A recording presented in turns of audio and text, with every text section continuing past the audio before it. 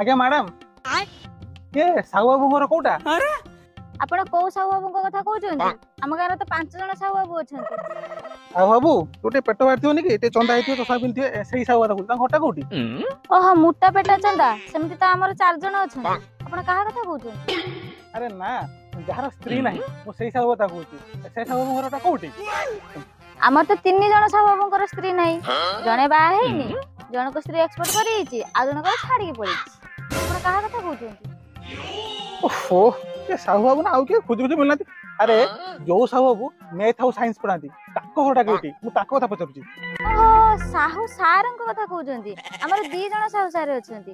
ଆପଣ କାହା କଥା କହୁଛନ୍ତି? ଯୋଉ ସାହୁ ସାରଙ୍କର ପୁଅ ଏବେ ରିସେଣ୍ଟ ମ୍ୟାରେଜ କରିଛି, ତାଙ୍କ ବୋହୁଟା ଟିକେ ଆଡପାଳି ରଙ୍ଗ।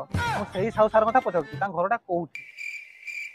ଓହୋ, ସେହି ସାହୁ ବାବୁଙ୍କ କଥା କହୁଛନ୍ତି କି, ଯାହା ପୁଅ ଏବେ ରିସେଣ୍ଟ ବାହା ହେଇଛି? ତାଙ୍କ ଘର ପୁରା ଏଇଟା, ମୁଁ ପୁରା ତାଙ୍କ ବୋଉ। କହୁନାହାନ୍ତି କଣ କଥା ଅଛି? ନା ନା କିଛି କଥା ନାହିଁ। ସେ ସାହୁ ବାବୁଙ୍କୁ ଟିକେ କହିଦେବେ ତାଙ୍କ ବୋହୁର ଆଉ ଥରେ ମେଡିକାଲ ଚେକଅପ ହବ। ପାଗଳା ଖାନାରୁ ଡାକିଛନ୍ତି, ସେ ତାଙ୍କ ବୋହୁକୁ ନେଇକି ଟିକେ ଦେଖା କରିକି ଆଣିବେ। ଆଚ୍ଛା କହିଦେମି, ଆପଣ ଯାଆନ୍ତୁ। ମୁଁ ତ ତାଙ୍କ ବୋଉ, ଇଏ କଣ ତାଙ୍କ ବୋଉ ଆଡପାଗଳି ବୋଲି କହିଲା?